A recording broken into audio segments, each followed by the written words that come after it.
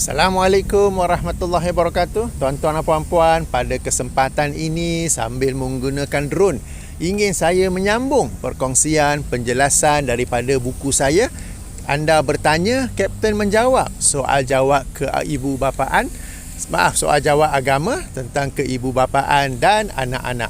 Kali ini saya nak masuk dalam isu rahsia tarikh lahir. Pada satu masa dulu, khasnya ketika saya menulis kolom-kolom untuk majalah yang akhirnya saya himpun menjadi buku ini, antara yang diamalkan oleh sebahagian, bukan semua ya, sebahagian pakar-pakar motivasi ialah kononnya dengan menyemak tarikh lahir seseorang bayi itu dapat pula diramalkan masa depan bayi tersebut. Jadi tuan-tuan dan puan-puan, perkara ini sekarang ini sudah saya rasa macam dah tak dengar lagi dah.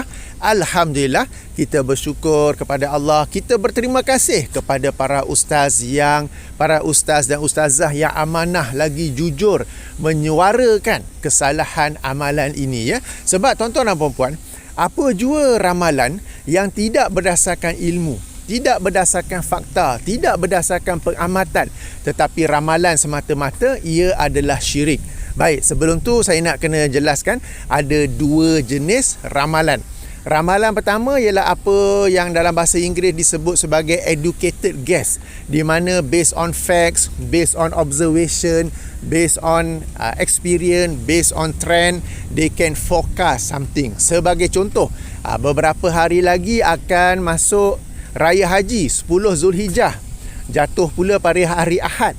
Jadi Jumaat, Sabtu, Ahad, mungkin juga Isnin cuti. Jadi boleh diramalkan suasana lalu lintas di lebuh-lebuh raya akan kesesakan kerana banyak kenderaan yang bergerak untuk balik kampung. Okey, bukan kenderaan balik kampung. Okey, orang-orang yang akan balik kampung. Jadi ini adalah ramalan, tetapi ramalan yang berdasarkan kepada pengalaman, ramalan yang berdasarkan kepada fakta. Demikian juga saya tekan di sini. Ini pun ramalan juga ni. Bateri yang saya ada sekarang ini, berapa lama yang akan tahan? Okey, RTH tu return to home ada 21 minit 18 saat sebelum drone ini automatically return to home. Home ni tempat dia take off tadi. Ada 25 minit 32 saat ramalan sebelum drone ini akan force landing, dia terus mendarat tak kisah mana jua. Dan 29 minit 24 saat sebelum drone ini terus habis bateri dan jatuh ke bawah ya. Jadi ini ramalan juga, tapi ramalan berdasarkan fakta. Demikian juga ramalan kaji cuaca misalnya. It is based on observation, based on facts, based on trend. Itu sesuatu yang dibolehkan dan tidak salah. Ada pun ramalan yang kosong, seperti ramalan apa akan berlaku pada nasib kanak-kanak tersebut apabila sudah dewasa kelak, ataupun ramalan berdasarkan alur di jari tangan kita ini. Semua itu adalah syirik kerana ia tidaklah berdasarkan kepada apa-apa fakta. Kenapa saya kata syirik? Baik, pada zaman Rasulullah SAW dulu, masyarakat jahiliah mereka apabila hendak melakukan sesuatu urusan, apabila keluar musafir atau keluar rumah sesuatu urusan, kalau ada burung, mereka akan lihat arah penerbangan burung. Jika burung terbang ke arah kanan, ia adalah petanda nasib baik. Ramalan semuanya akan jadi okey dalam apa jua urusan yang mereka keluar rumah kerananya. Maka mereka pun merasa positif, merasa optimistik dan meneruskannya. Jika burung itu terbang ke arah kiri pula, ia adalah ramalan sesuatu yang tak baik akan berlaku.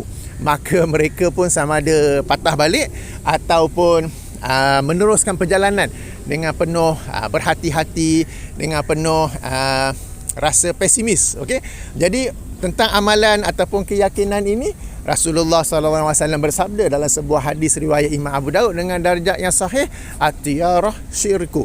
At-tiyarah syirku, baginda mengulanginya sebanyak 3 kali.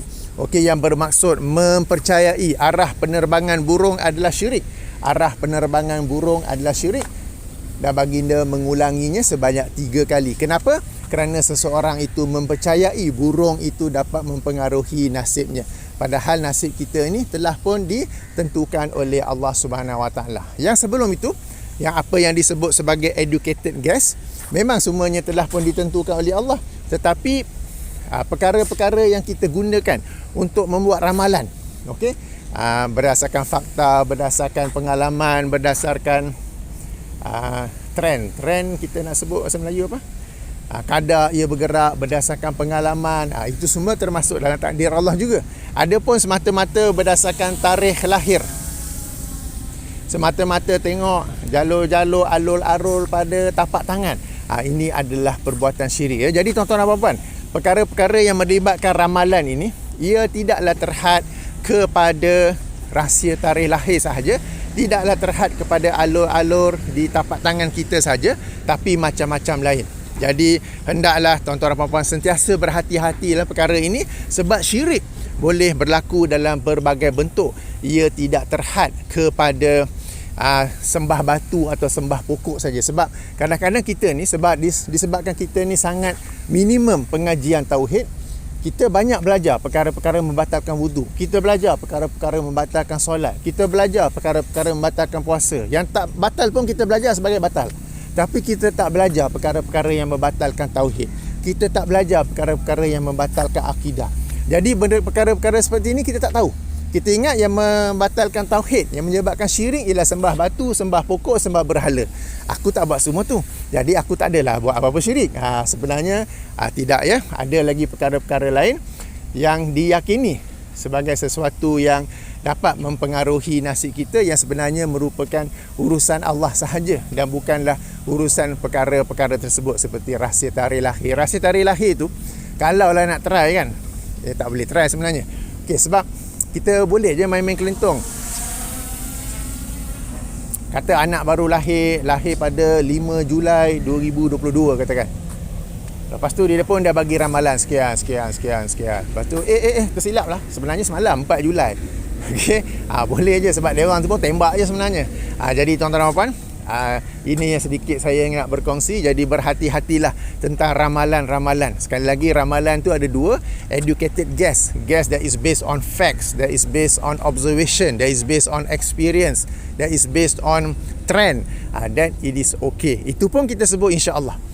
Okay? Tetapi jika ramalan itu semata-mata ramalan kosong saja, itu adalah sesuatu yang boleh membawa kepada syirik.